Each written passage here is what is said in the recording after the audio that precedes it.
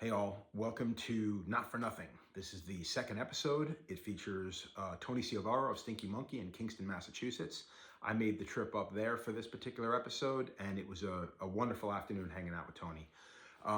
There are slight issues with the mics in this one. It will become apparent the moment it happens. I apologize.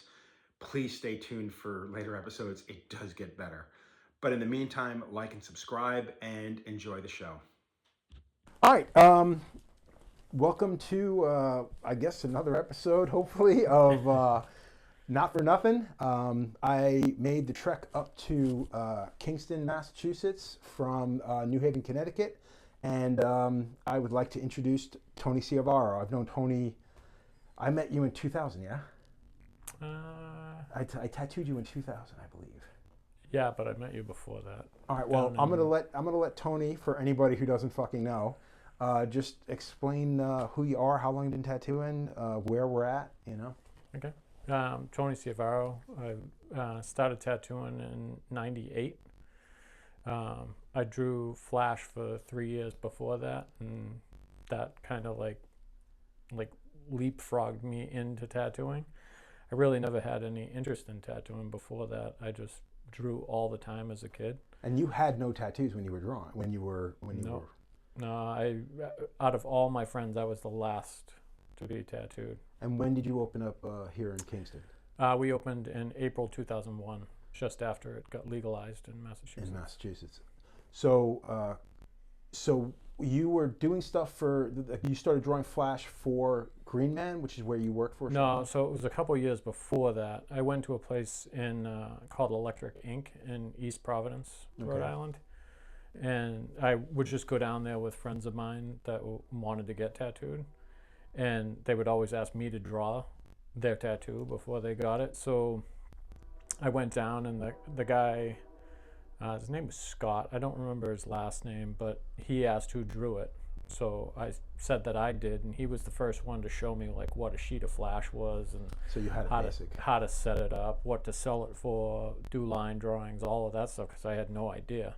Right. But so after that, that was it. I went home, and within a week, I drew 10 sheets. Oh shit. Yeah. So that's the one thing, like well, we're going to touch on that later, but you are a fucking workhorse, like to the point where it's like, it's unbelievable. Like, I don't know how you fucking do it. Yeah, for me, it's what I do. Like instead of just sitting around like watching TV, now I have my iPad, but before it was always just a big chunk of paper. I didn't draw in sketchbooks like a lot of artists do, because if I didn't like it, I wanted to throw it away. So, like we said, so I met you before 2000. So I had tattooed one or two of the people from Green Man at Lotus back in New York. And that would have been 97, 98 probably. Yeah. And then I had made the move up to New Hampshire, and that's where you got tattooed. Yeah, that's where I got tattooed. And I did a couple of sessions on that. It was a couple of trips. Yeah, it was like 6. It was 6 sessions, yeah. Yeah, it was pretty crazy. Like so like you said, I met you on Long Island, and when I walked in, I had no idea what you looked like. I just knew that you were the guy that drew this Flash that I loved. And like seeing these pinup girl tattoos. And so I went up snowboarding to New Hampshire, and I remember hearing that you opened Color Box up there. And I was like, I'm just going to stop in. So like me and my friend, we just pulled into the parking lot. I walked upstairs to the shop, and I walked in, and you were like, hey. And I had no intention of booking an appointment that day. None whatsoever. I wanted to stop and see the place, and I didn't realize that it was like a private studio. Like, yeah, it wasn't. Because that was a time where private studios weren't really a thing. Yeah. So like when I walked in, it was like, hey, like I don't know if you remembered me or not, but I said I want to make an appointment, and I was like thinking to myself, I didn't like. It's like, I want to get tattooed by him, but I really wasn't going in there to make an appointment, because I didn't have a lot of tattoos. I still don't. But that day we booked the first one. Right. And I got home, and I was like, I have a fucking tattoo appointment with Joe Capobianco. Like, and it was kind of weird because I didn't intentionally go there to do it. It's funny. So I can't say I remembered you because of you, but I remember the name, and I remember the art and everything else. And I remember the guys that worked for me at the time. It was not Corey. It was Mike Shea and Jason Louie. And I remember them being like, what's up with that guy, man? He's all quiet and weird. And I'm like, dude, that guy's a hell of an artist. You might want to be a little bit more respectful. Like, just because he doesn't match what you expect out of a tattooer, like, the fucking guy's got talent. You know what I mean? And it's so weird because, like, you're one of the first people, I think, that, like, you broke the traditional mold of tattooer, of a tattooer of that time that I used to know and be attracted by.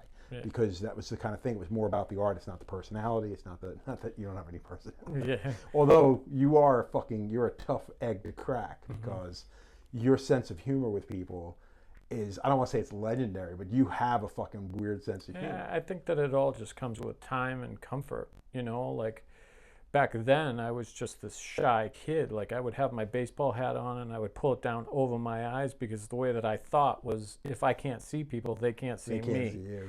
But at the same time, I wanted people to see my art, not me.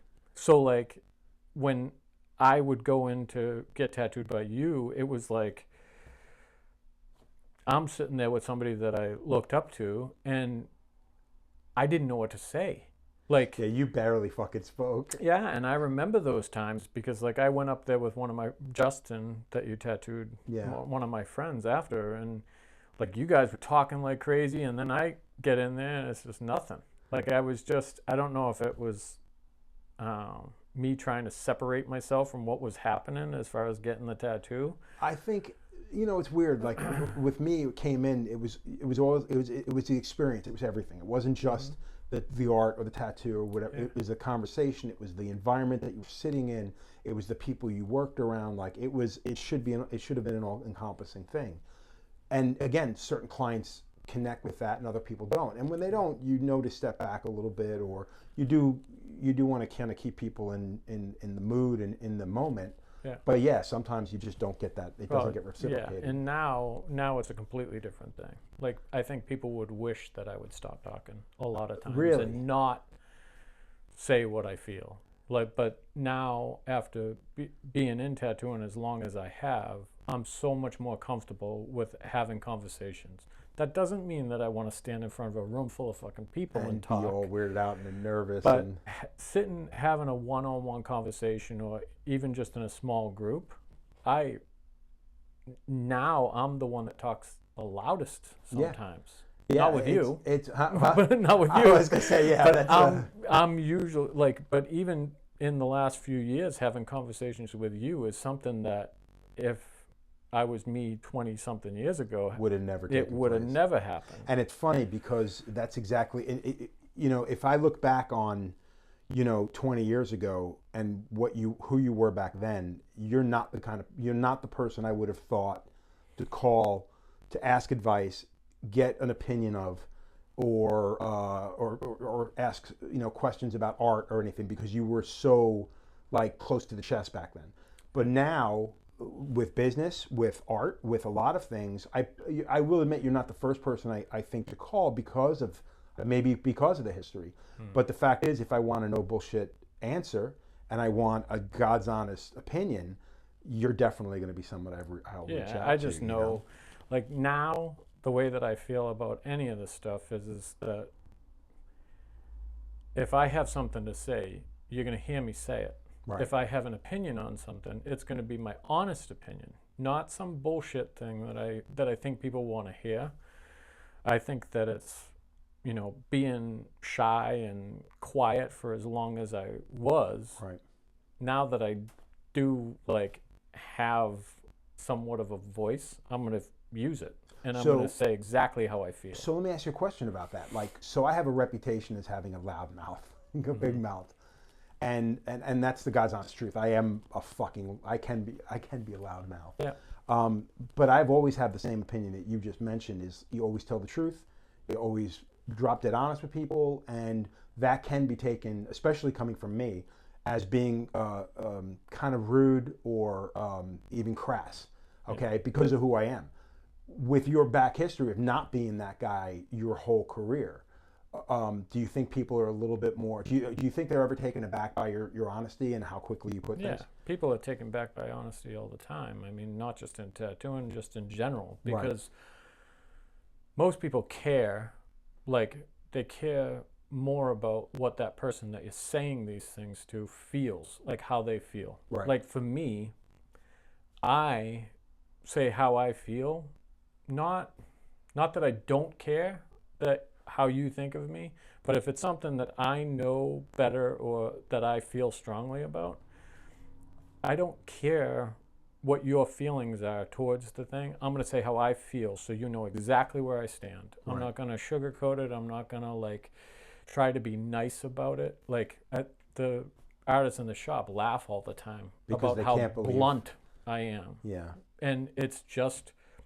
why spend all this this time fucking around Like and like pussyfooting around it. yeah, and having it be this thing where you think there's a way to get this thing, but I'm telling you right from the beginning, there's no fucking way. So just now we know where the conversation stands. Right. Right. And I don't know. Maybe that's why I have some people that, you know, and I don't know some people, but maybe I'm not the easiest to approach because of that. Right. Because people are going to get the blunt. So honest. some people are going to be attracted by that, and other people are just going to be like, they're going to have that one experience with you and probably not come back. Oh, I had a woman. I'm actually tattooing her in a couple Wednesday.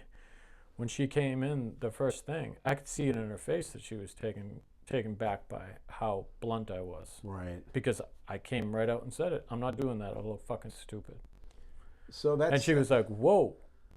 But then when I explained why, she walked out of here with getting a bigger tattoo, and was, now I know what I'm dealing with. I love your honesty. So I think that's a slippery slope, because I know some people, and this has happened in my shop, where someone will come in, they're given that bluntness, and that person leaves and doesn't come back. And it's not like the person didn't try to explain why they were that blunt or why things should have been done in a certain manner, but it had more to do with the fact that I don't think that person ever got over the bluntness. Yeah. For whether or not that person, the artist, couldn't come up with a way to explain the way they were thinking, and the person just never got beyond that. Where other people look at it like almost like they're being educated, like, oh, I didn't know that. Oh, I had no idea. Yeah. Oh, that makes sense. Well, I think too, like doing tattoos for as long as I have, you have, that when you explain to somebody the longevity of a tattoo, or I'm not doing that tiny little script on you because I know, and I've seen my tattoos that I've done 20 years later, and that's going to look like shit. Exactly. That's why, like, when I say it, or you say it, it should be taken like a lot easier because we've seen the shit. I think that's the problem with the internet, though, and I think that's the problem with social media, is the fact that now people come into a shop assuming they know more, because or they're already well educated. They don't need to have you explain the little nuances of what a tattoo is supposed to do. Like, they already know what they want, or worse, you tell them straight up, and they're like, "Oh, I don't care." Yeah. And then it gets to a point, it's like, well, do I want the money, or do I just not want to deal with it? For me, I don't. The way that I explain it to people is that, like, and a lot of times it's people that have other tattoos, like other older tattoos. Right. So then I try to look and see if they do, and I point out on them exactly what I'm trying to explain on their own body. Right. So now they know. So, like, but I'll say, I don't want you 20 years from now to say, oh, some guy did this. I want you still 20 years later to be proud to say that Tony Ciavarro did my tattoo. You want to be remembered. Like, and I think that's another thing that always cracked the shit out of me when you ask somebody, like, oh, that's a really nice tattoo. Who did it? Oh, I don't remember their name. Bullshit. Do you remember the name of the shop? Ah, dude, I don't know. I know a lot of people that, like. Yeah, but so, like, to me, that's the whole thing. Is just like, I want you're leaving a mark on them for the rest of their fucking life. The least they can do is remember your name. They have a constant reminder for the rest of their life of something that you did. And Yeah. for me, I want that person to still be proud to say that I did it. Right. Remember me. Right. And like a lot of times those people that I have those blunt conversations with, they walk out saying, thank God I listened to you. Yeah. Because if I got that other thing that I wanted, Yeah, they'd be coming back for a cover-up. exactly. And that's happened more often.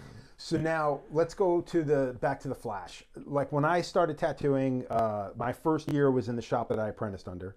I left that shop in a year under really bad circumstances, and I was an asshole. I'll be the first one to admit it. I walked out on my apprenticeship. It ended. It was kind of a lame. It was a bullshit apprenticeship. It put a machine in my hand, and I was making money for myself in the shop.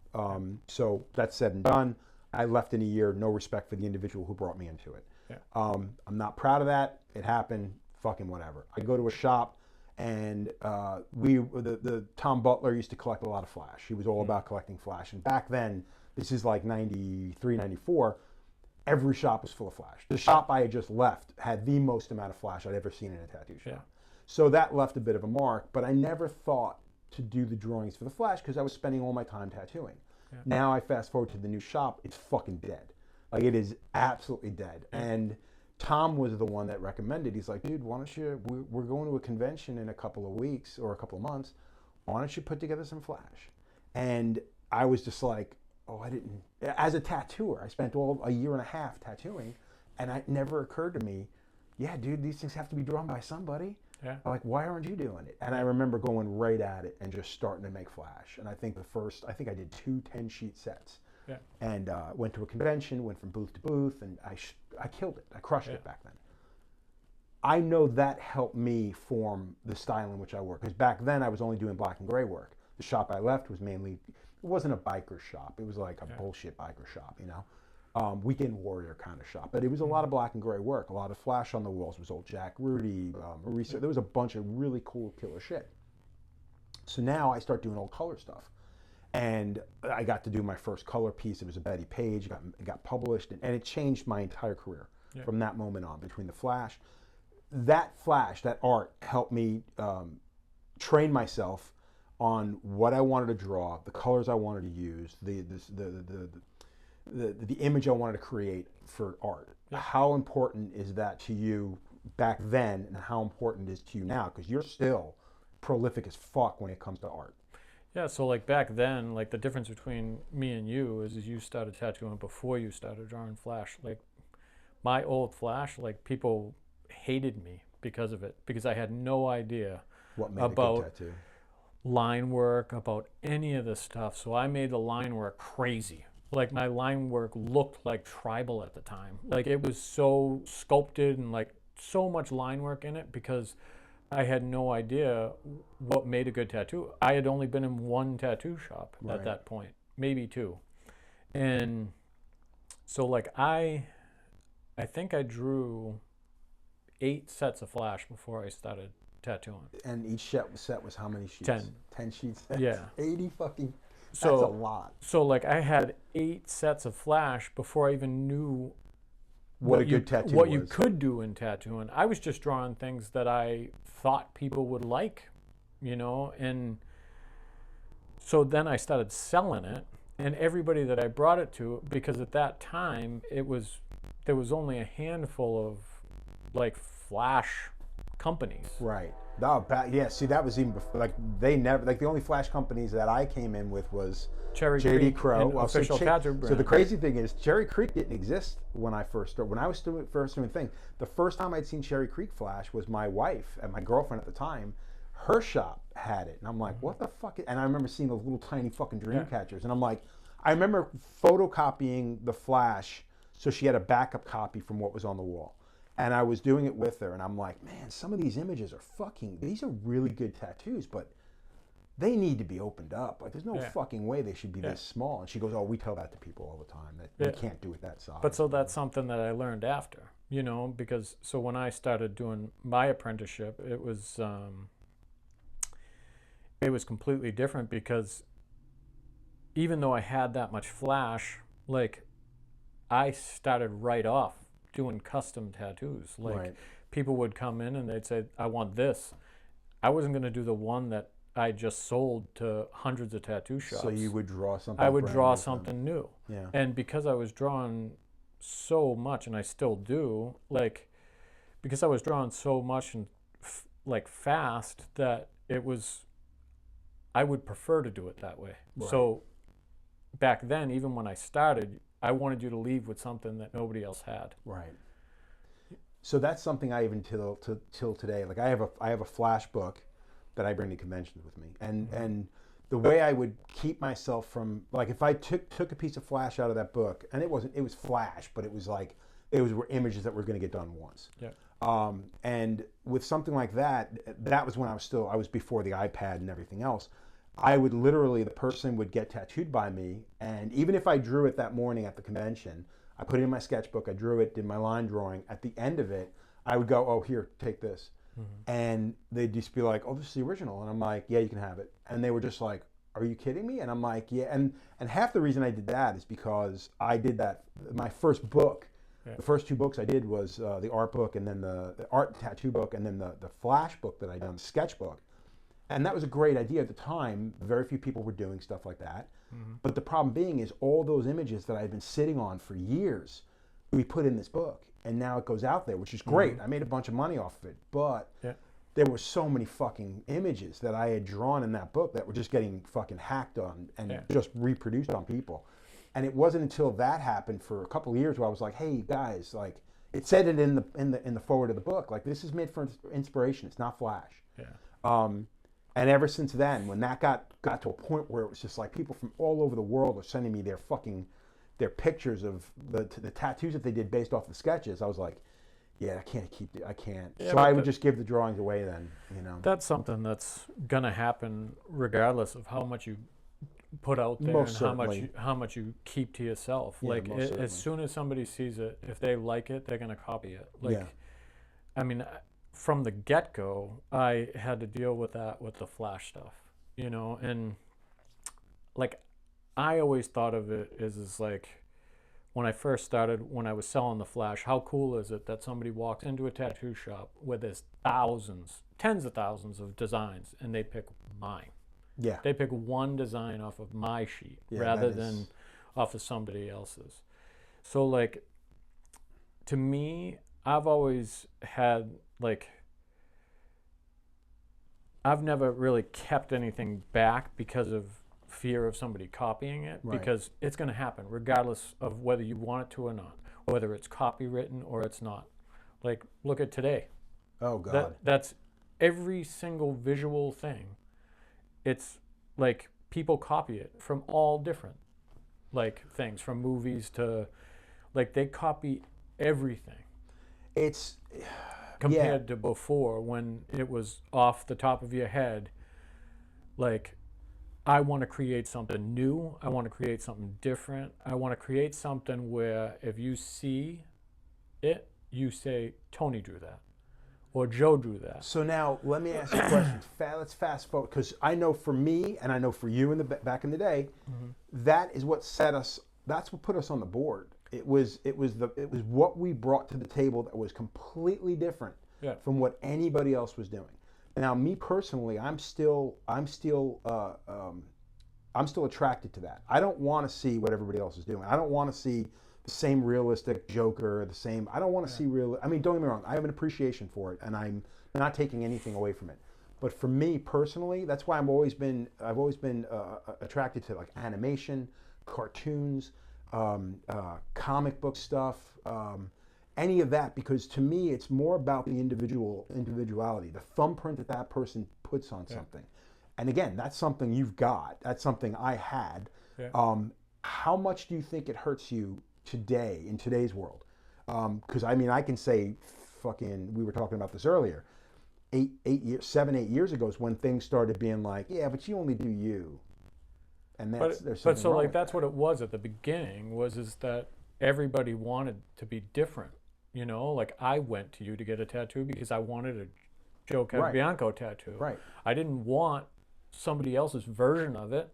You go to the source. Right. Nowadays, it's like, it seems that people can tattoo so well that if they were to look at your drawing, even though they can't draw it like you do, They could look at a tattoo that you've done, that I've done, and do it perfect. And pretty much ape it, because that's kind of like, that's what's setting a lot of tattooers apart, is the fact, a good tattooer in a shop should be able to do the majority of the stuff that walks in there. Right. And I think the thing that saves us from certain things is the fact that color realism guys are only going to do color realism, black and gray realism are only going to do black and gray. Yeah.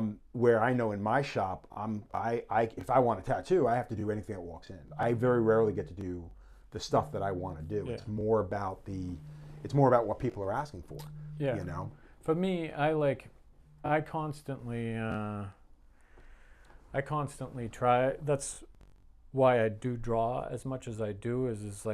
Because I constantly want to evolve. Like, even though that you can still tell that I drew something, I think that it's so important to have.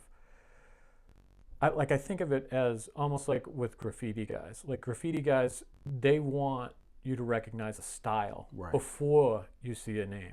So, and that's the way that it used to be in tattooing. Yeah. Was when you picked up any magazine, you didn't have to read a name.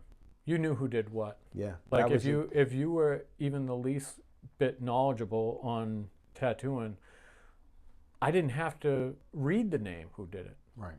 And obviously things were way different. It was such a small industry back then compared to what it is now, that it just seems like people now want to be what sells rather than something different. That's the most disappointing thing to me about tattooers nowadays, is the fact that it's not about what they bring to the table. And what I mean by that is it's not about their skill level. Mm-hmm.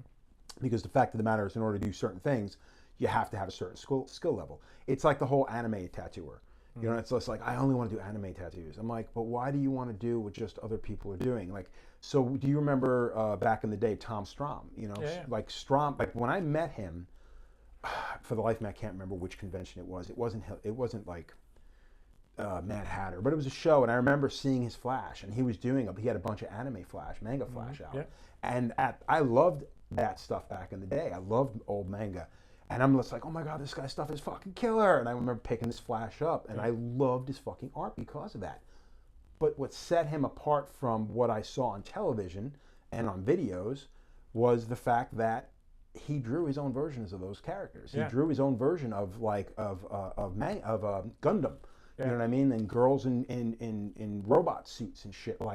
And that's what was most attractive to me, because nobody in tattooing was doing that at the time. Yeah. And I'm like, he started a big piece on my leg like that. The tattoo I did on him was an image that he gave me. He was like, I want this on the inside of my arm. It was a cover up to boot. Yeah.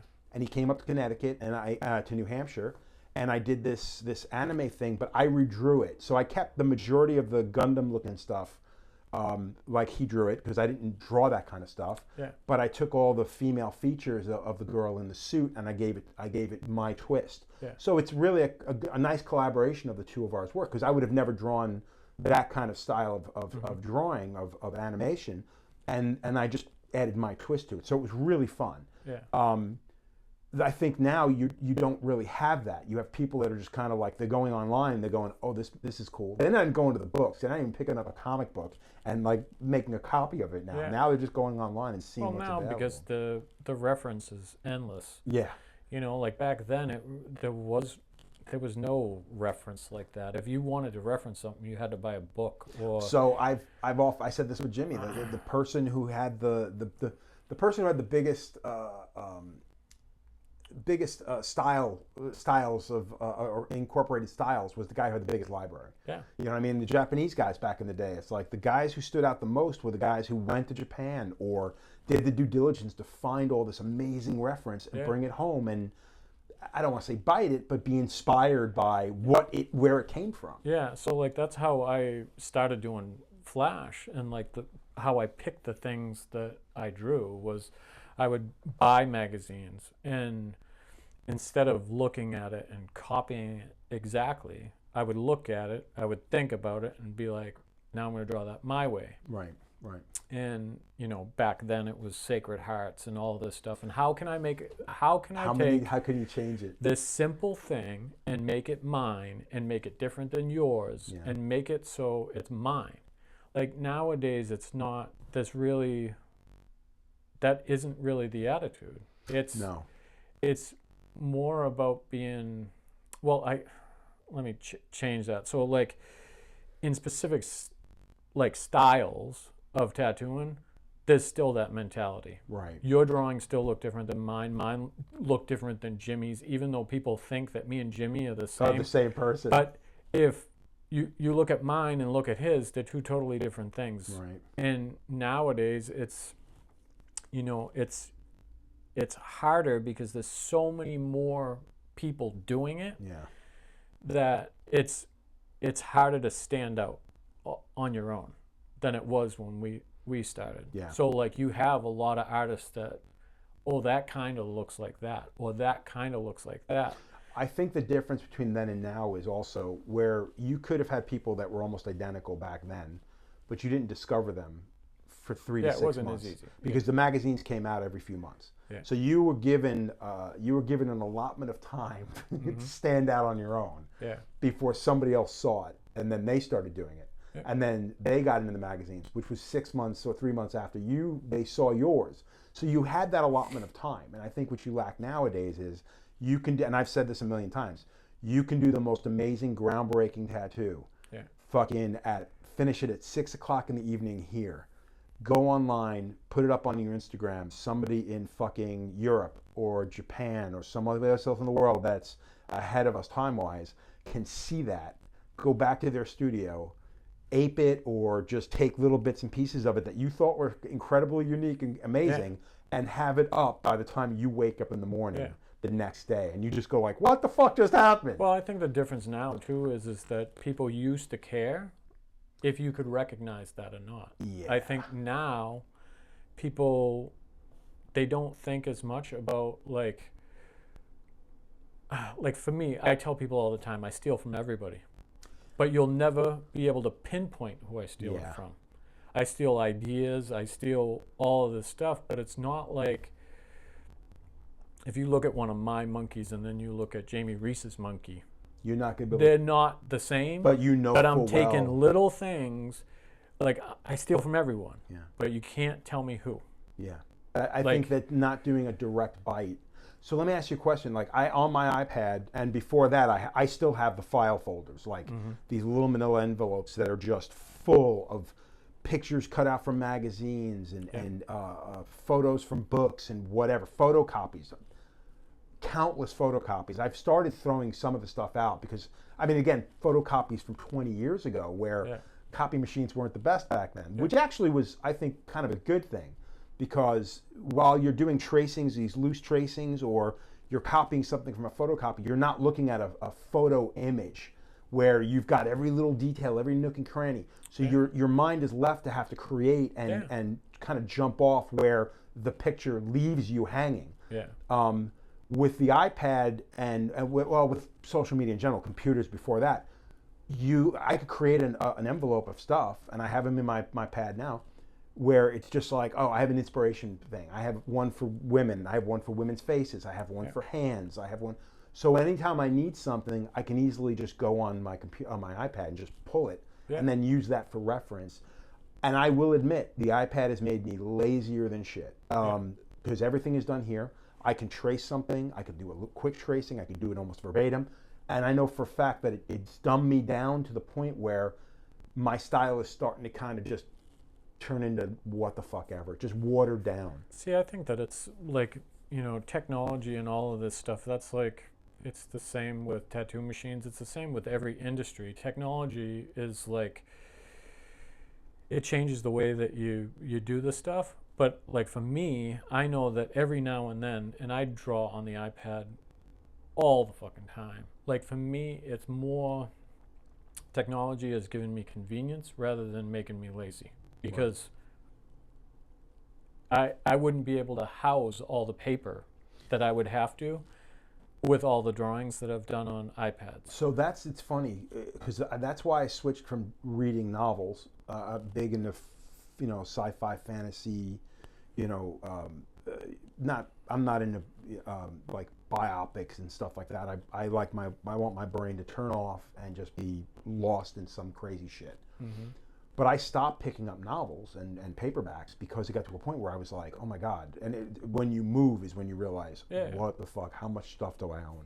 So now I read everything on digital. I read it all digitally. But like the digital thing, like to me, like I was drawing on a Wacom tablet before the iPad came out. So like, and that had to be attached to my computer. Right. So it was a pain in the ass. That I could see, but yeah, the iPad is just. So as soon as the iPad came out, I was like, I got to get one of these things. Yeah. Like, I remember that weird, like you had that like kind of race for popularity when you had the Wacom come out, and everybody was like, oh, you gotta get the Wacom, and everybody, a couple guys were, and I was this close, and then the iPad came out, and I saw people using iPad, and I remember going online and doing a search. And being like on YouTube, it's like, what's better, the Wacom or the iPad? And this is when the iPad was really in its infant stage, and everybody came out with the same thing. If you're not 110% invested in the Wacom, you're going to get lost. It's going to be harder to pick up, whatever. Yeah. Where the iPad is something that is very easy. You can use it for multiple things. And it's something that if you dumped $1,000 into, you didn't dump $8,000 into or $5,000 into a computer and a Wacom and everything else. And for me, that's exactly what I needed, because had I gotten the Wacom, I think I would have been completely just lost. Yeah. And I used the Wacom. I used the iPad mainly for line drawings. Yeah. I was mainly doing like my my sketching in my sketchbook. Taking a photograph of it and then doing a line drawing in my iPad, and then eventually it's 100%. Yeah, and I think that like with the iPad, it's it's so much easier to travel, and like big time. I mean, before we were bringing pencil cases and tracing paper pads and like all. Every now and again, I'll look at my old travel kit, and there's like the bag of pencils, the bag of pens, and like it's and then you'd always have your tracing paper, and that thing, after 3 or 4 or 5 conventions, that thing is falling apart, and there's not one piece of tracing paper without a crease in it, and it's a shit show, dude. I think with the iPad, like for me, like a lot of the prints and stuff that I do now, it's all done on the iPad, and most of it's done in an airport or on a plane. Yeah. Like I wasn't going to bring a bunch of colored pencils. But you're still doing quite a bit of like proper media, like you're still using colored pencils and working on paper. I have to do it every now and then just to do it, you know. Like I think that relying solely on the iPad is it doesn't make it easy. It's like I don't want to be a victim of convenience, where it's the only thing that I do. Feel. That's a really good way of putting it. That's how I feel. The problem with any digital art is that there's no tangible thing until you print it. So like for me, like doing marker drawings and things like that, there's an original. There's something that you can hold that is the original. Yeah, it doesn't. It always feels. And again, I'm not putting it down, but digital art always feels cheap to me. And I mean, you still have to know what you're doing to do it, and certainly. To do it well. Yeah. So like, I just think that it's the same as the difference between colored pencils and markers, or markers and paint. Right. It's a different medium to work in, and you have to learn it just the same way that you have to learn the other things. Right. If you can draw on paper, you can draw on an iPad, you can paint, you can do all of it. It's not. To me, it's not a cheaper version. It's not any of that stuff, because I spend just as much time doing some digital stuff as I would if it was on paper. True, but I think from the standpoint of owning original artwork, like I stopped buying prints a while ago because I'm like, man, I just want the originals now. I don't want to print. Oh yeah. There's a lot of artists that there's nothing else available from. You know what I mean? Yeah. Like I've been dying. Like I'm super happy to see that. Victor Chill still hasn't walked away from it, and it's funny now. Even the stuff he's doing tattoo-wise, he's pushing that things are being drawn with a pencil on, life size on tracing paper. Dude, I love seeing something like that, and I love seeing the process, because I think that gets people hot to really. I mean, I look at it and I'm like, fuck, dude, when was the last time you did something like that? I bought a full-size back piece. I bought a sketchbook last week because of that. particular thing. Exactly. Watching him when he posts the videos of him doing these like epic, like colored pencil sketches and all It's of this incredible. stuff. And again, I think to watch somebody, I think if anything, again, Instagram and Facebook and stuff, it's kind of cheapened it to a degree. And it also kind of oversimplifies it when you don't realize just how much time and energy is going. When you're watching somebody fucking do something really quick, because everything's been speeded up so you can see the entire process, you don't realize the amount of time that some of these people are spending on the work. And it's like, I think that's why it's good when you come here and you go someplace else and you get to see somebody physically working. I remember the first time when I was out in California going to meet Greg Simpkins, Crayola, I went to his studio and watching him paint.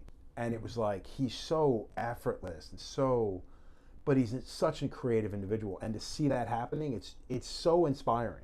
Yeah. And that's something I don't think you really necessarily get from watching somebody work digitally, you know? Yeah, I think that it's like, I mean, every year I tell my wife that it's like almost like a recharge. Like when I go to Amsterdam and I visit Jamie Reese, like it's not the convention. The convention's great. It's the 4 days after that him and I sit at a table, just the two of us, and we draw on paper. There's no iPads around. Right. So like sitting there and then working with somebody that you admire, that like, and just this back and forth of like, I guess knowledge and like just the back and forth of it and working on one thing and like trying to make it mesh as a collaborative piece. Right. Like to me, every year I need to do that. And you can see on social media, on everything that I do, when I come back from that, there's a good solid month that I'm drawing on paper. Right, because you're in the moment. And it's like every now and then I got to get back into it. You know, Robert that works with me, he started drawing with markers again. So I go home and I take out the markers because it's like every now and then you have to get back to. The shop just had Tom Strom and Jackie Sandylands out to the shop, and Jackie's an amazing painter, beyond my fucking skill set. Yeah, it's crazy. But Tom has been working in gouache and watercolor and stuff, and he's been for years, and he's fucking good at it. And it got me inspired. I went out and bought I bought a set of gouache, and I bought cheap stuff, and he was like, "Yeah, dude, that's all you need to get started." It's like these cameras that I was apologizing to you for because it's like they're not fucking perfect, but this is like you're the second person I've sat down with and done this, and it's like I'd like to think it's going to get better. That's how I feel about the gouache, and eventually I'll get into it. We have an art show at the shop in a couple of months, and that's gonna be my first couple of pieces in gouache and pen and ink. But and for me it's going to be a big step because I haven't touched anything. I tried painting. Tried getting back into airbrushing and paint about a year and a half ago, and I've got one piece that's been on my board since then. You know what I mean? And every now and again I'll go into it, but it's something about the medium that I wanted to walk away from airbrushing a long time ago. But it's one of those things. I've been doing airbrushing since I was 15, I think, is when I started, and it's hard to walk away from something that you know. And that's, again, we were talking earlier about Tom Strom and the style in which he works and the way he colors things and stuff. Yeah. And he's like, "Yeah, man, just let it go. Just block in colors and do this." And I was like, I can't. Well, it's always difficult to explain your process to somebody else. It's not even a matter of explaining it. It's a matter I look at what he does, I admire the living shit out of it, and then I try to do it, and I'm like, no, I want to render. I got to get some I got to get some shading underneath there. And I got to do this. I have the hardest time wrapping my head around it. And that's why I started drawing Flash again a couple of years ago, was to kind of like open things up a little bit and experiment with styles and have fun, you know?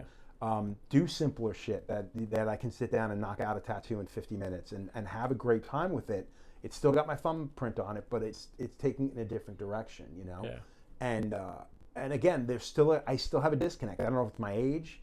I don't know if it's my brain. I just have a disconnect from the paper or the tablet to the skin, where when I start tattooing, I go right back into that old way, that old sensibility where it's like, okay, black shading, start with dark color, go to the light color, dip black and before you know it, everything I went in there with the best of intentions of changing I end up right back where I ended up, or worse, I end up in this muddled in between space that I'm like, do you fuck. do like full color drawings? Like I don't do full color drawings, but I will do quick color renderings sometimes. And my problem is I'll lose interest in that, and I'll end up going into the tattoo with a half color rendered piece. I can't, like I've seen artists do it and they like fully render the drawing on the iPad, and I mean it works for them, but for me, like if I did that, I wouldn't want to do the tattoo because it's already been done. That's a very good way of putting it too. Like I can't like when I do a drawing, I do it, I'm done with it. Like, so when I do stuff, it's a really sketchy sketch and a line drawing, and then that's it. Like, to me, I want to be as excited as the person that it's on when it's finished. That's a good way of putting it. Like, that's, to me, I want to finish it to see it. If it was already done, to me, it's like, yeah, it's your art. You're referencing your own art. Right. But to me, I love the process of like, I'm just going to put blue over here.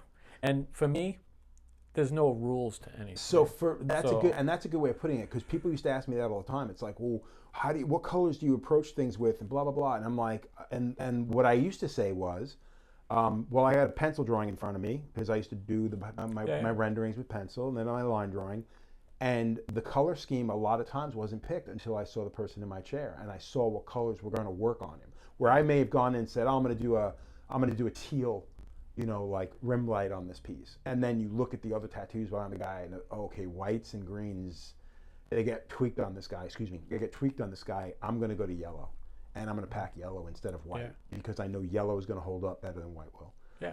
And that was something I did for years, where I was like, no, man, you got to kind of shoot from the hip. You got to really gauge the person's skin.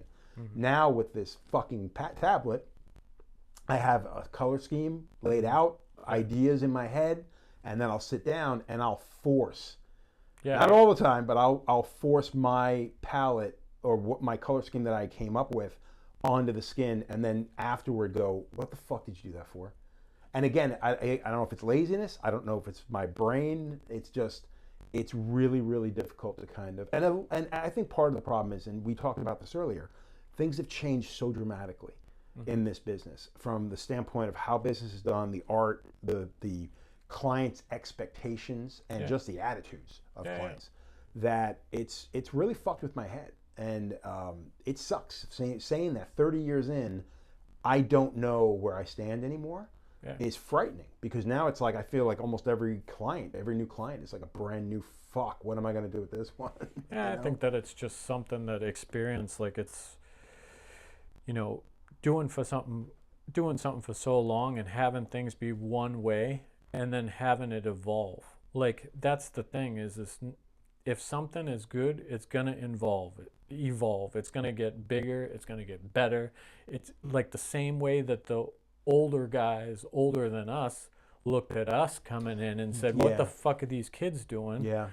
And we looked at them as old guys still doing the old shit. Like, we're them now. And now, well, the best is when you're looking back on those guys. Look how many guys that I admired are now going back to like traditional old school tattooing, because they're like, these are the guys that I admired and looked up to, and they were like, oh my God, this guy Timothy Hoyer's doing this, and this guy's doing that, and holy shit, look at this thing.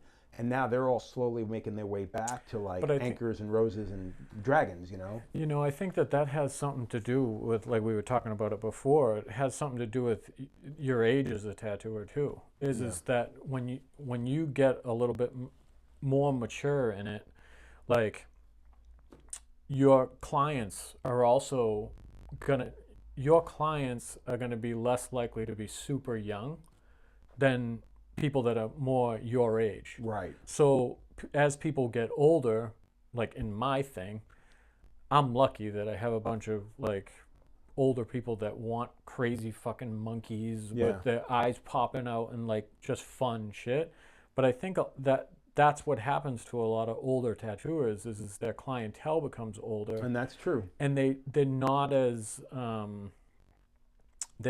free with the ideas. Yeah. Like now they're worried about like, what are my kids going to think about me? Rather than the opposite. When you were a kid, you didn't give a shit what your parents thought. Yeah, you wanted to stand out. You wanted things to be like, Yeah. holy shit, you know? But so like as your clientele gets older, then you kind of have to adapt to that. Like, I mean, the guy that you used to work for, Corey Kruger, like when you were working with him up in New Hampshire, like to me, he was like an innovator. Yeah. Like, and incredible. Like, dude, I remember going in and every day with him was just like, you're using what colors? Like, what the holy shit? Like the style in which he drew. Like, dude, put it this way, I left the shop. I left a shop I'd been working in for 5 years, and I was very comfortable in a town that I grew up. I mean, in a city, in a city I grew up in, to go up to New Hampshire, the middle of fucking nowhere, dude. Like that was tough. That was. But tough. even so, like, why I brought him up is because to me, he's a perfect example of this. You know, back then, he was pushing the envelope as far as style goes. Like, he was responsible for all this glowing light and all of this stuff. Like, I'd never seen that before him. He pushed my brain in so many different ways. So he, like back then, if you look at his older tattoos, it was like, I've never seen this before. Yeah. Ever. And it seems like as he's gotten older, and I don't know if this is what it is, but this is just from the outside, but as he's gotten older, he's gone more traditional Japanese. Yeah, super traditional. Like before, he was always really heavily influenced by traditional Japanese. But his stuff has gotten, like you said, he's broken down his color scheme. He's broken down the way in which he shades and everything to be much more traditional. Yeah. And to be honest with you, for me, it's a bummer because like you said, I was more impressed by the other stuff. Again, not to take anything away from the way the traditional stuff is done, because that's skill set on its own. Yeah. I'm just more I'm more enraptured by the new school way of coming about. Yeah, and so am I. You know? And that's why, like I've seen it, and I still like love seeing his tattoos. Oh fuck yeah! Because technically, awesome. Yeah. It always has been, but to me, it's the difference of getting older. Yeah.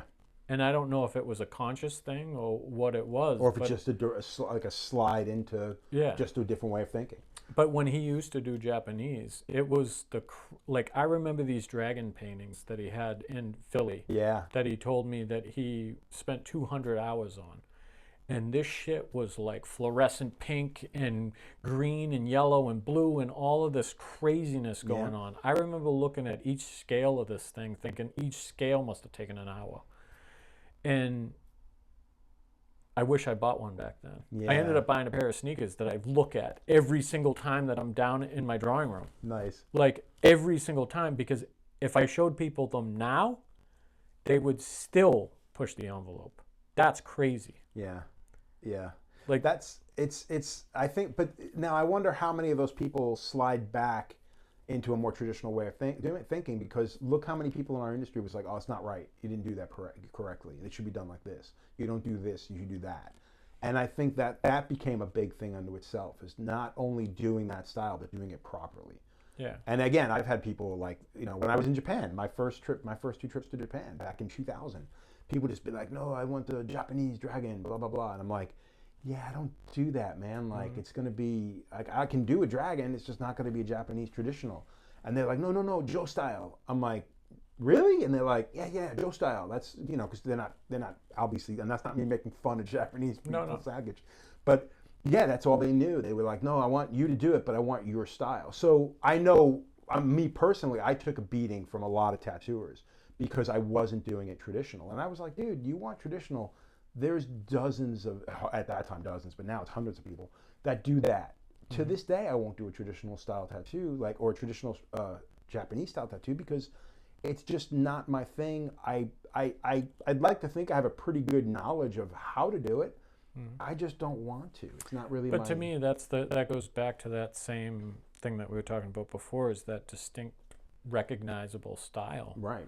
Like, I want every single tattoo that I do to scream that I did it. Yeah, because I mean, I've spent my entire 30 years tattooing with people going, yeah, dude, like I was walking down the street and a good friend of mine, a chef friend of mine, He's in Spain. He's in Barcelona, and he's walking down the street. He's there for a cooking thing, and he's walking down the street, and a guy comes running out of a tattoo shop, which he didn't even know was a tattoo shop. He just walked by it, and they were like, "Oh, stop, stop, stop, stop!" And he turns, and they're looking at his hands, and they were like, "Joe Capobianco." And he's like, "Yeah, how the fuck did you know?" And then he calls to his other guys, and 3 guys come running out of the shop, and they're just like, "Oh my God!" And they're looking at his forearms, and everything on his arms is, it's a bitch, because everything on his arm, he's got like his whole forearms, but they're all cover-ups, which I shouldn't be upset about, but it's not, like I could do whatever I could do, but it was only so much you could do. But still, like how crazy is that? And a lot of people till this day will just be like, "Yeah, dude, I was in Rhode Island." Some dude's like, "Is that Joe's?" Yeah. And he's like, "Yeah, how the fuck did you know?" So that's a really flattering thing when people are always telling you. That's crazy to me. Like like when people come in after they go on vacation or something, and they say the same thing. Like they were just walking down the street and somebody came up and said that I did that tattoo. Like that is what it should be. Thank you. Well, like that is what, like. I mean, I can see I love the attraction of people coming up and being like, "Oh my God, look at that amazing portrait of such and such." That's great. Nope, you could. It's very. We were talking about Nico before, and it's hard to tell if it's Nico or is it Memorex or is it something else? You know what I mean? I just think that with that stuff, because it's reference. Yeah. Like it's not. I remember when Nico first started, he would do realism and then throw a drawing element in. Yeah. Like I remember him doing these things with like big crayons, like a long time ago. Oh God, yeah. Like back when he first got into it. And I think now that with the reference thing, it's just this, they all strive to make it as real as they possibly can. Right. So with that, you're limited on your reference. So like, it doesn't matter. Like you could take 3 of those guys and they could all look at exactly the same reference. It's going to look pretty close to the same. But if you took 3 of the same idea and gave it to you, me, and somebody, Jimmy, it's going to be 3 completely different images. Completely different. Which is kind of why I'm more attracted to that. And it's funny. So going back into the realism thing, I think what really set things apart was the computer, when you had people being able to.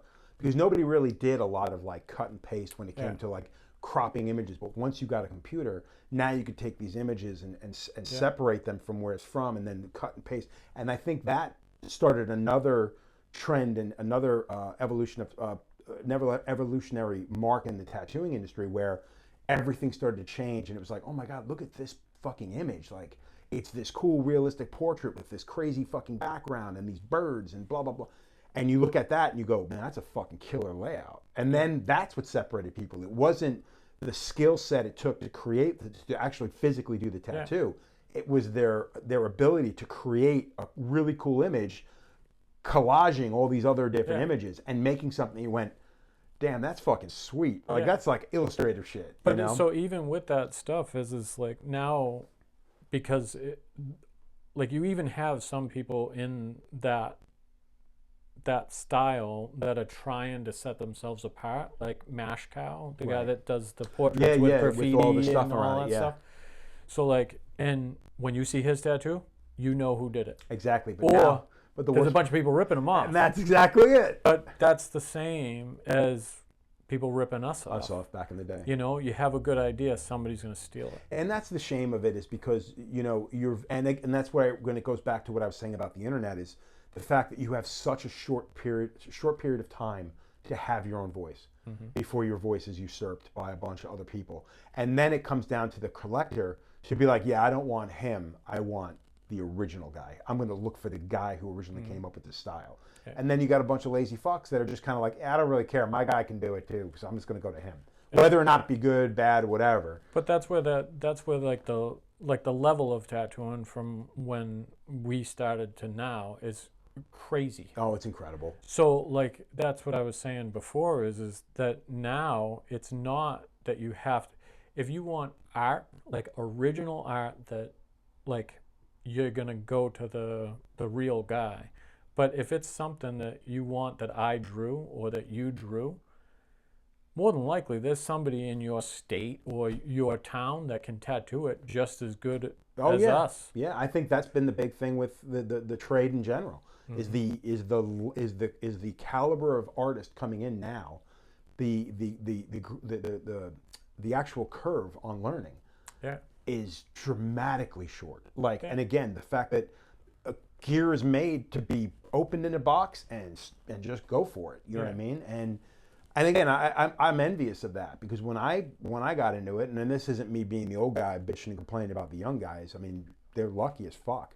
But I mean, that's why I still have the same mentality when it comes to buying different machines and trying out different. Yeah. I mean, I don't stray from pigment too much, because I know what my shit does because of the time I've been using it.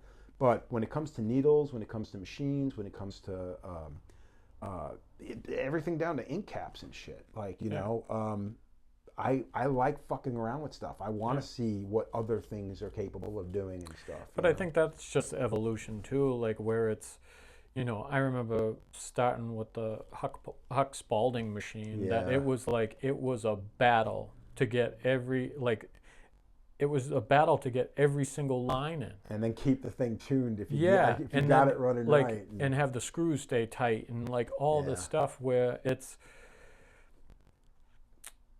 most people don't even know what Huck Spalding is. No, that's And not that they need to, No. because why should they? It's like we're gonna go back and like I want to try to find the fucking rock that they chiseled the cave with. yeah. No, I have a No. pencil. I have a piece of paper. And the beauty of the business is the fact that there are people in the trade that do genuinely care, and will always keep that alive. That flame will always stay lit, because the fact is, like, the older generation, people like us, we're always going to have people that admire, and they're always going to be the ones to carry the torch. You know what I mean? So I don't think there's ever going to be a fear that coil machines are going to find themselves on the ass end. I think the only people who are going to take a beating on that thing is going to be suppliers, machine builders, you know, and there's always going to be people doing it. There's always going to be people buying it, but you're never going to have the same just wildfire of fucking of purchases and bullshit as you will with rotary machines, cartridge needles,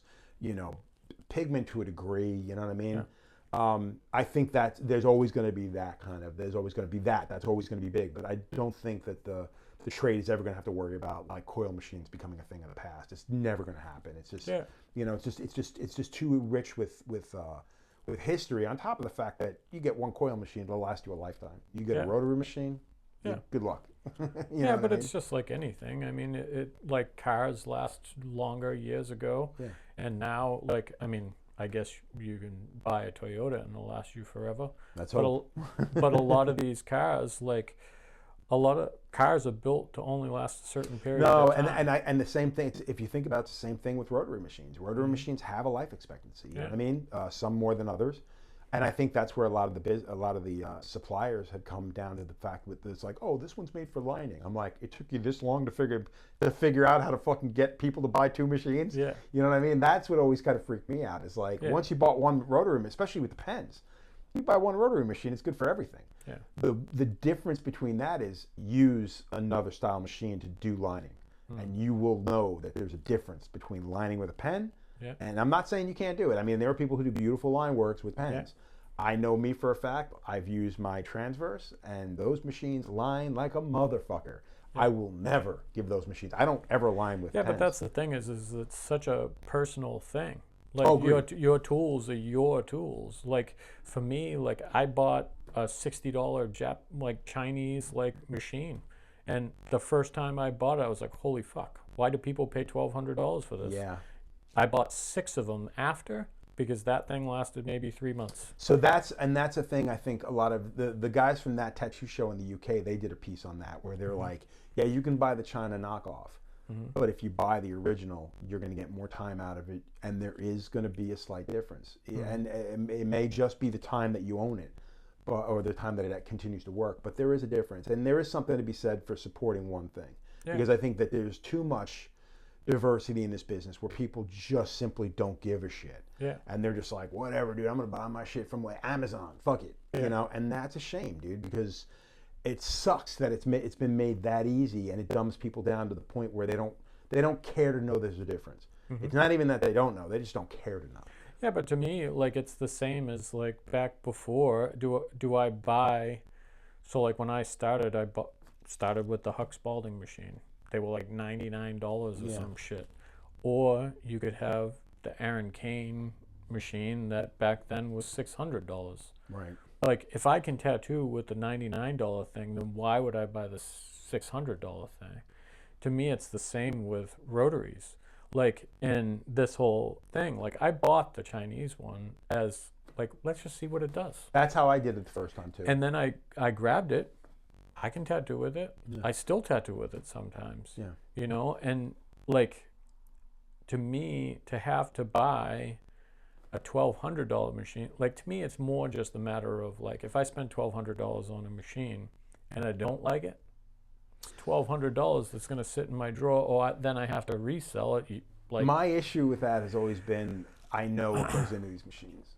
You know what I mean? And I know what those machines are worth. And I know that the only reason they're getting that is because a company in Europe set the bar this high. I remember when the bar was this high. Yeah. I also remember when the bar was this high. But when that bar got set to here, I went, that's fucking crazy. Because that's the same cost as an Aaron Kane machine. Now, the difference between an Aaron Kane machine is you're buying a piece of tattoo history, in my opinion. Yeah. So it's going to run amazing, and it's going to last you a lifetime. Yeah. And you'll most likely be able to sell that machine for 3 times what you paid for it nowadays. Yeah. Where a rotary machine is never going to go beyond what it's worth. And then when they set the bar up here, it was for no other reason than they could. Yeah, but I think that you can look at that 2 different ways, though, is because you and I both know that if somebody made Prismacolor pencils that were just as good as Prismacolor pencils, we're not going to buy Prismacolor pencils. We're going to buy the cheaper one because we go through them like fucking most crazy. certainly, yeah. Most certainly. Yeah. If somebody makes a Copic marker that's exactly the same as a Copic marker for half the fucking price, I'm buying those. But that's been the thing. It's like, how often do you see that, though? You know what I mean? That's a big deal, too. It's like when it comes to certain art supplies, they're that good for a reason. Yeah. You know what I mean? I remember the push between Prismacolor markers and Copics. Yeah. And I personally like Prismacolor markers. Yeah. You know what I mean? Copics had a lot more going for them, but they're also twice the price of a Prismacolor. Mm-hmm. So it was one of those things where it's like, I own both. Yeah. You know, but a lot of times I sell myself.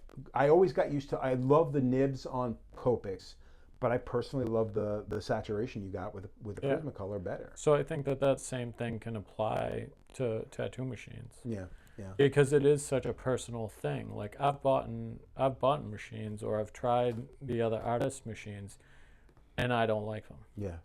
Well, look, I think it's also a status thing too. There's a lot of artists that like, oh yeah, no, I use the Cheyenne. Blah, blah, blah. You know what I mean? Like you sit there and it's like, all right, cool, whatever. Like, if my tool works for me, then that's what I'm going to use. Exactly. Like it doesn't really like.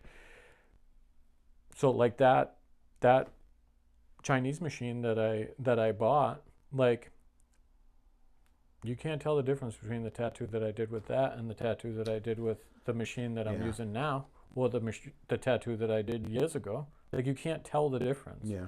So I think that it's, if the quality of the work was down because of me using a cheaper machine, like, and it's not a money thing. Like I talk about the money. To me, it's just if I spend $1,200 and I don't like it, your ass out. If I spend $60 and I don't like it, throw the fucking thing in the trash and move on. You know, and it's funny. I think a lot of people do have a good advice when it comes to stuff like that, and they just say, "Hey, man, if you've never used a pen before, don't go out and buy the $1,200 version. Mm-hmm. Go out and buy the knockoff version. Make sure you like with it." Because I mean, me personally, I own a handful of pens. I don't like tattooing with them. I personally don't like the weight distribution. There's something about them I just dislike using. I've also pulled away from cartridges. I'm more on needles on the bar. I do use cartridges for shading every now and again. I will use a pen every now and again. Mm.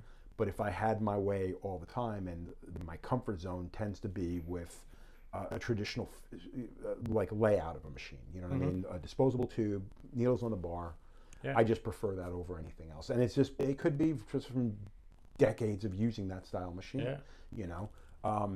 It's just the way. And same thing with the wireless thing. Just not on the tip of the wireless thing. Could care less. It took me a while to switch to it, and that is just a straight convenience thing. Yeah, and I get it. I don't knock anybody for it.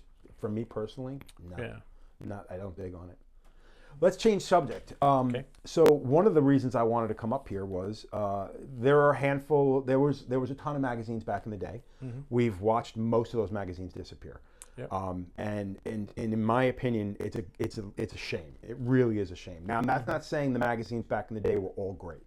A lot of them were garbage. You had Tattoo Magazine, which, while it was the main rag of the day, wasn't a very good magazine. There was nobody ever put the time or energy in to get an interview or to get good photos. It was always stuff that was sent in. You had Skin Art, you had Skin and Ink, you had all these magazines, and you look back on them, and there's nostalgia about those magazines. Oh, yeah. And that was the preferred way of getting to know new artists, to see what was being done. At the time, it really was the only way. Exactly, and I do miss that, because like I said before, I think that form of social media gave the individuals a timeline of how much time they had in the sun before they got usurped by some other guy who did it better, or could do it as well, or whatever, Yeah.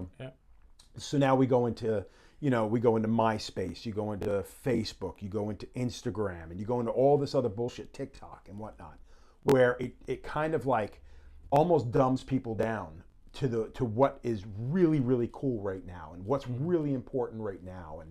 And unfortunately, you get inundated with so much shit that it's hard to recognize what you even like anymore. Or it's like, I think I saw, I remember seeing this guy's stuff, but that was months ago. He disappeared off my feed, and I do follow him, but he doesn't show up there anymore, whatever. Yeah.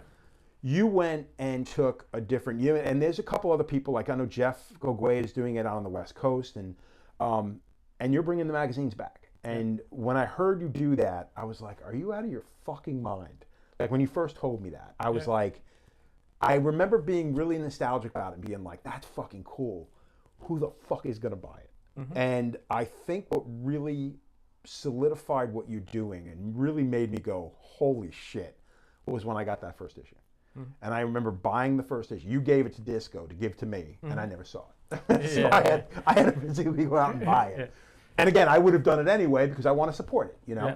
So I remember getting the magazine and being like, holy fucking shit. I was absolutely blown away by not only the quality of the magazine, the layout was fucking amazing, and the artists that you had in there.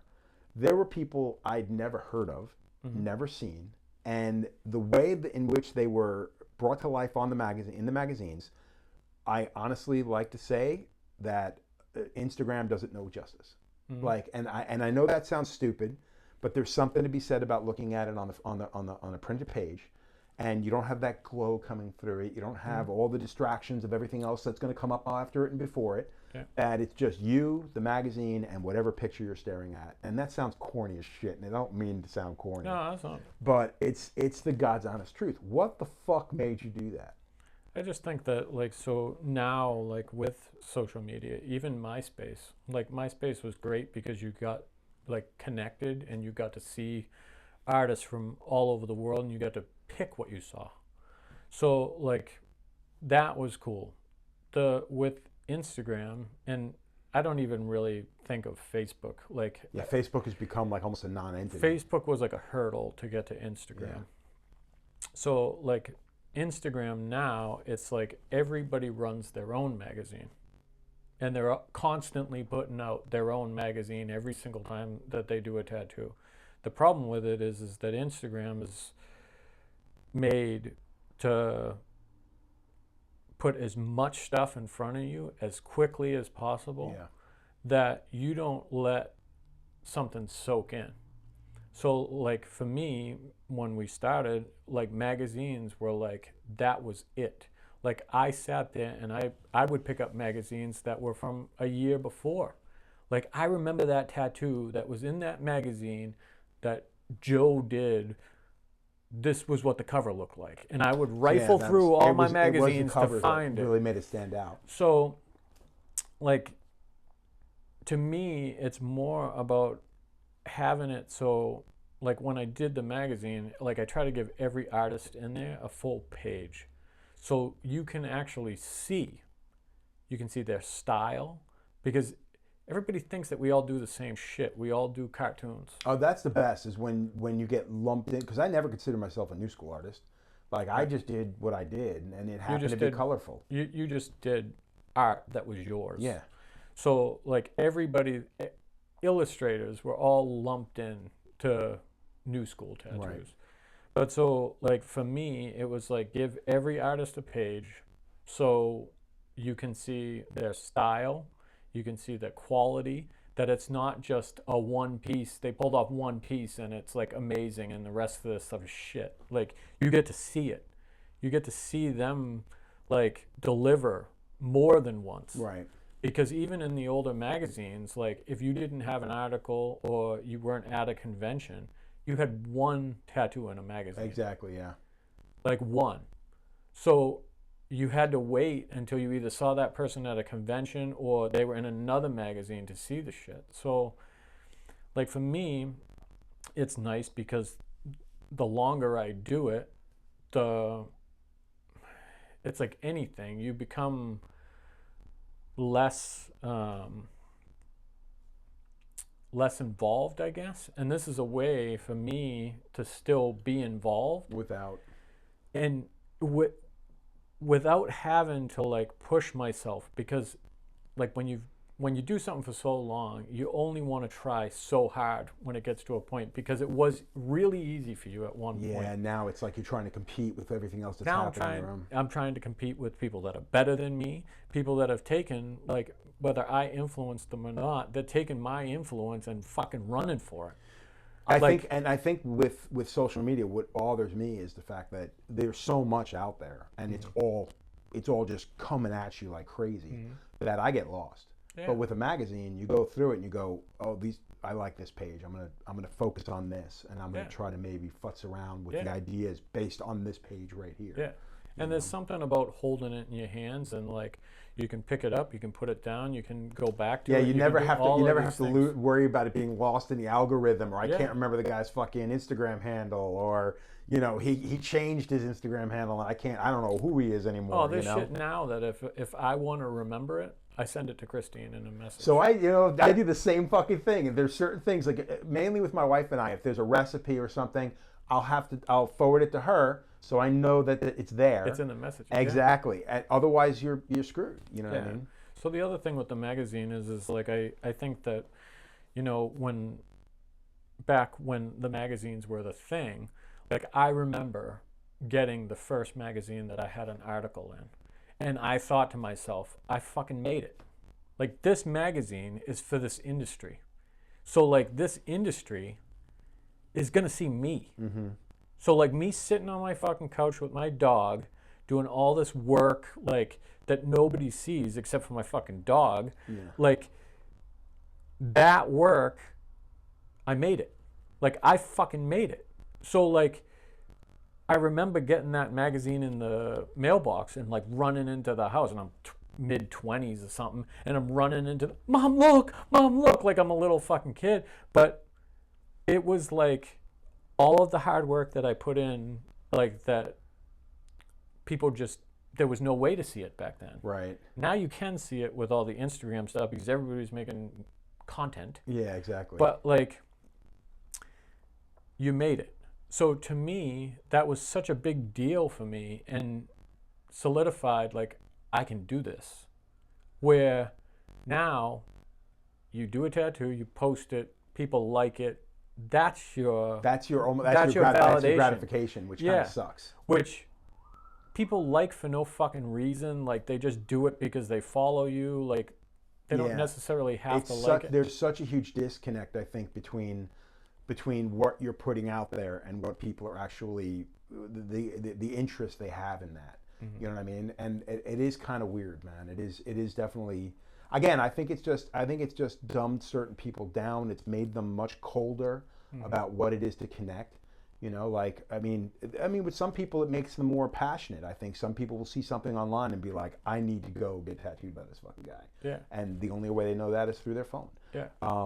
But that's what it used to be like with the magazines. But I think with social media, it's made it so easily attainable that you're just like, maybe I'll get tattooed by him, or I'll get tattooed by the other 15 people that get thrown in my face. Yeah. I just think that there's just so much, like, it's not all bad.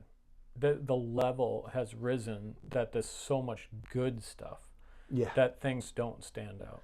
Like, and I just think that it's fucking crazy that you can open your phone, open Instagram, and see a tattoo that even 10 years ago, like, this isn't a long span of time. No. We're talking about like 20 years. If you take a snapshot of 20 years, the difference between like when Mike DeVries and those guys were doing color realism, like back then that shit was blowing people's minds. Yeah. Now people look at it and it can be nothing against Mike DeVries, but it could be 1,000 times better than what he did back then. Yeah.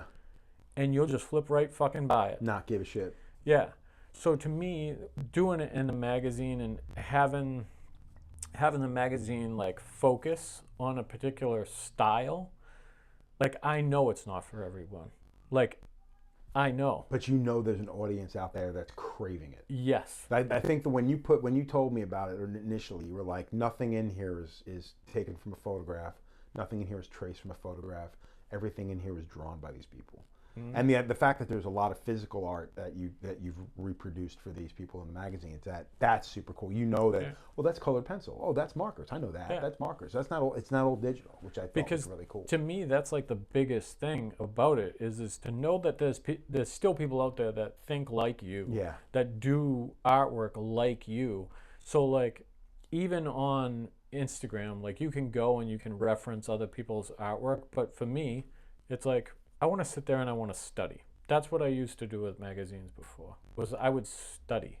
I would study how you drew this certain thing, right? Or Jimmy did this certain thing. I would study how you did it. With Instagram, you can still do that, but it's on your phone. It's not like, yeah, very few people are going to take the due diligence to actually print it out or save it for later on. And I know I'm guilty of that. Like I said, I make files up, but a lot of times I may go through that file, or I may just pick one and not spend an hour going through my files. yeah. And then from there, I might just have a thumbnail of it in the corner. So it's not really influencing me too much, but it's still kind of there if I need to pull it up. And yeah. And it's kind of, I guess it is kind of backwards when you think about it, because in order to market the magazine, I have to market it on Instagram. Yeah. In order to find artists, I have to find them on Instagram. Yeah, it's crazy. So it's like, but to me, it's like, unless I just traveled the fucking world going to tattoo conventions, but even with that, I'd still only see the artists that went to tattoo conventions. Right. That's the other thing is that I don't want it to just be the best of the best. Which is what I liked about it, is the fact that there were people I'd never heard of before. Because you can learn from somebody that has been tattooing for 3 years. Oh, fuck yeah. You can be like, I would never fucking done it like that.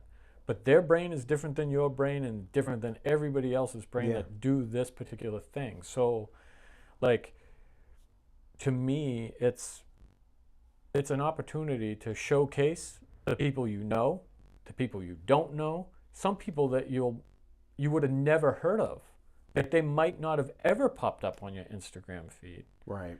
Like, and it's just a matter of going on, like, I do go on Instagram and I go from one person to the next person to the next person, and if I like it, I ask them to be in it because I think that they can offer something. Oh, fuck. It's not the magazines that before.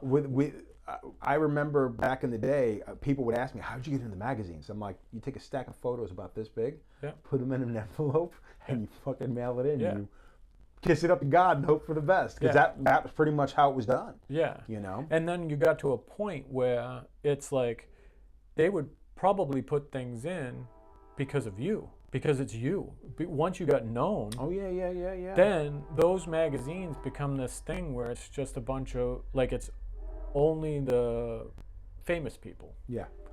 You know, it's not, they might every now and then have introduced you to a new person, but I think that that's really like where those magazines have kind of fallen by the wayside is that, one, people don't need it. Like, people don't need to send me shit. It's just that I wanted to try to build something that people wanted to be involved. Was a little bit more grounded, and people want to be part of something new. Yeah, and And it's not some fucking publisher that has nothing to do with anything. yeah. It's me. And that's something I think that we saw coming, slowly starting to come back, and now starting to get out of hand again. Where, like when I published the books, I did it through Pulse. Yeah. And that was Brett from Pulse and me, and he did all the layout. It was all my stuff, and they fronted the money, and I was fortunate enough for that. You know what I mean? But it was real small, grassroots. 3,000 we did 3,000 copies of the book at a time, and we managed to sell 9,000 copies of that book, of both those books. And again, before that, you'd have to go to a major publisher if you were lucky enough to get picked up like that. And I think before even that, you had like they had Hardy Tattoo Times and stuff like that. And I want to say that was a bit more of a grassroots, like in the business kind of like publishing situation. But then you had all these other companies coming up and just kind of like glomming off of our trade, and then they're just publishing something because it's popular in the moment. You know what I mean? Yeah. And they'll put out 10,000 worldwide, and they'll fucking make their money. And the artists that took part in it had nothing to do with it. Yeah. And for a time, you had a couple of individuals in the business that were taking all the different art from different artists and putting it in these big books. And I always had a problem with that because it was like, well, I'm giving you my stuff. Like, what am I getting out of it? Well, you're getting into the book. I'm like, yeah, but you're making a shit ton of money off that book. I'm not. You know what I mean? But I mean, I think that with those books, like you can look at those books as the same as a magazine. Yeah, but the difference between the magazines were it was about consumption to the masses. A lot of those books were more about just other tattooers picking up other people's tattoos. Yeah. I think with yours, with the magazines, not just your magazine, obviously, it's for the collectors. It's for the layman who will know nothing about it. You know what I mean? And the fact that you're not making a retarded amount of money off of this, like you're still doing. Like I talked to you about trying to get like, oh, so can I buy like 10 copies? What's the wholesale? And you look, you're like, yeah, there ain't no wholesale, man. Like I'm doing this myself. Like the cost is too much. Yeah, and the thing is that I could go and have it like printed overseas and save some money for myself, but that really isn't what it is about. But to me, it's other people's work. Like I need to take their work and represent it the best that I can. Right. Like if I have it printed on some bullshit thin paper, and like I want people to see the quality of the magazine, like the quality of the photos, because a lot of the magazines that you mentioned, the quality sucks now. Because their thing is they're trying to make money. They're trying to make as much money as possible. Like those magazines are they have more ads than anything else because that's how they get revenue. Right. Like, and for me, like I have ads in there, but it's only to help me cover costs. Right. It's not to make a bunch of money. Right. So like, even if I sell all the ones that I have, I'm still not making. Making a bunch of money. You're making your money back at the very least. Yeah. Yeah. And that's the most. I'm being important so I'm making my money back, and I'm being paid for the time that it takes, because to put it together takes a lot of fucking time. Well, I think and again, that's a super admirable thing, because most people really don't care. They just want to be. And I'll be honest with you, I'm probably one of those people. Is the fact that I would want to see you making money off of it. I mean, because it's hard to just sit back and go, yeah, I wanted to do it, but unfortunately, that didn't happen. Well, the other thing too is that it's like, for me, it's awesome. It's awesome to see, like, and to know that I had something to do with this particular thing. Like, I had something to do with this particular style of tattooing from the beginning of it. Right. Like, and to now be able to see the new artists that are coming in, and there's people that I contact, like taking this torch and running with it. Like I get to see it, and I get these people to send me stuff to put together in this thing. And like what I want to do is like I want to create something where it's, you want to be in it. Like you want to see your tattoos next to the best that do that style. Yeah. So like some new tattoo artist, like if I contacted them, I don't give a fuck how long somebody's been tattooing. Like, if you're doing good work, like, I think that with my experience, I'm a pretty good judge of it. Right. So, like, I'm going to ask that person to do it because they're the newest. Because if it wasn't for the new people coming in and the people that are following us, then it wouldn't grow. Right. Like, if it just stopped at us, it would suck. It would blow. Yeah. Like, but people take from us and go forward. And they move on with it. Yeah. And for me, that's what keeps me doing it. I'm trying to keep up. Like, see, that's a good way of putting it, because that's how I feel. And I don't feel like I'm keeping up. I feel like I've been lapped a couple of times. But I think that you have to kind of balance this whole thing of this, like, I've been doing it for so long. And where you fit into it now. Yeah. But you also have to sit back and, like I just said, we have something to do with all of these people tattooing, whether it's directly or indirectly. You influencing me, Corey influencing me influencing these people. It's like a family tree. Yeah. You can always, a lot of people can either directly look back on where certain things are coming from, or indirectly, even though they're not familiar with where everything came from before, they're still in indirect contact for the most part. Yeah. And I think that this, like, without it being some historical lesson, like, this, you have to feel good that you're responsible for this. Like,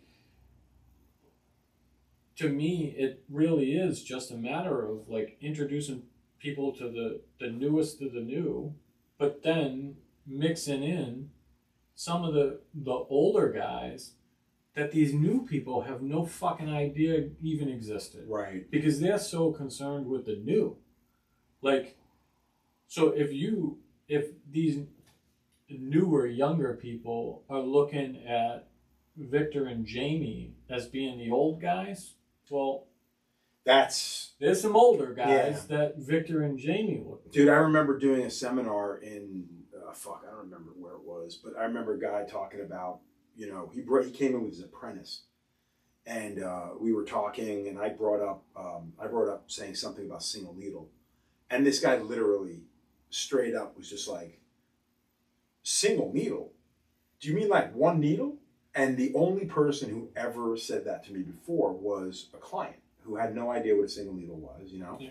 And I literally stopped, and I'm like, pardon? He goes, do you mean like one needle?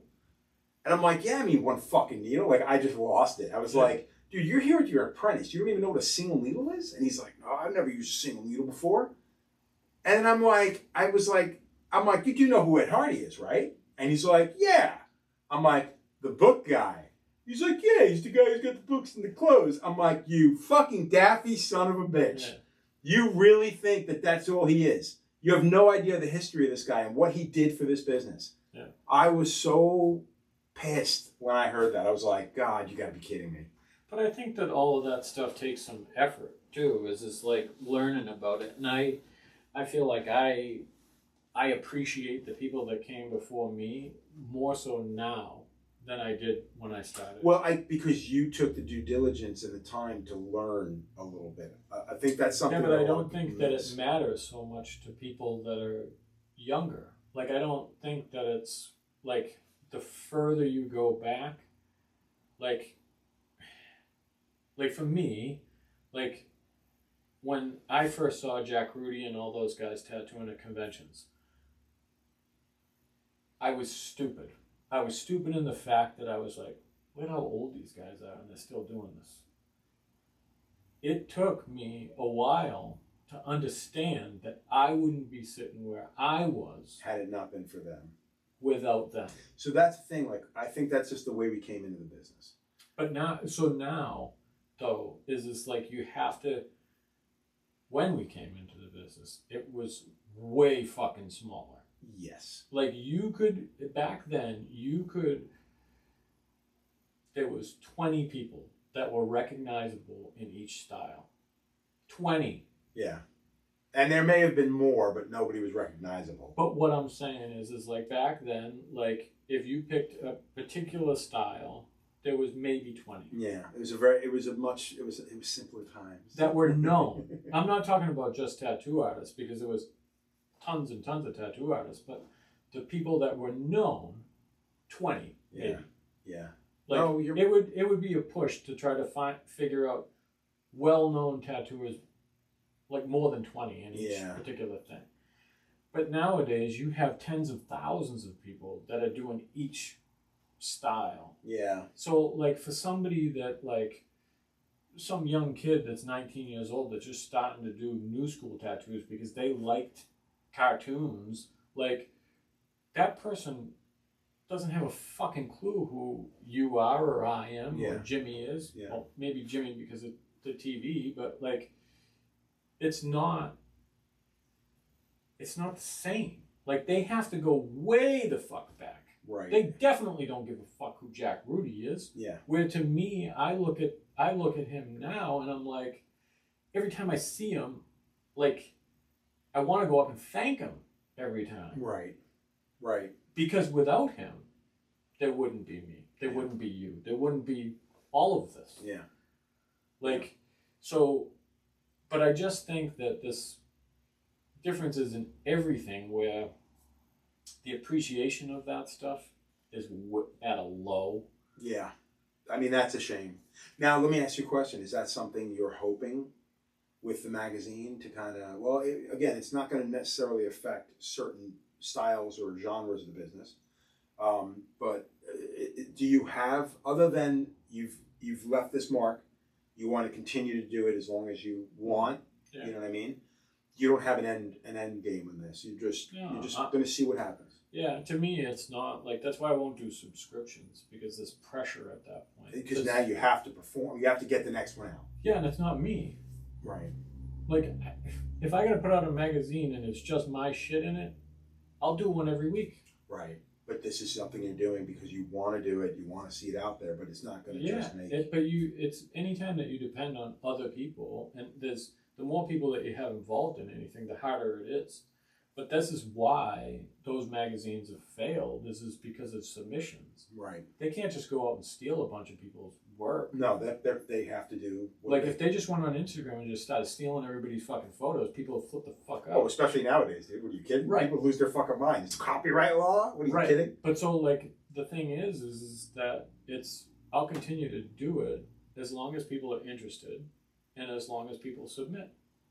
Like, because to me, and I only care about this style. I don't care about the other thing. That's why I'm not making a black and gray magazine. That's why I'm not having realism in Like you said, it's not about bastardizing the business. It's not about trying to make money. It's literally about doing something that you truly believe in, and you have a soft place in your heart. It's about putting the focus on something that I've been a part of for as long as I have, but also it's focused on that, and there's graffiti in there, there's other art, there's clothing, there's everything that artists, like, that I am inspired by. I feel like other tattoo artists in this style are also influenced by.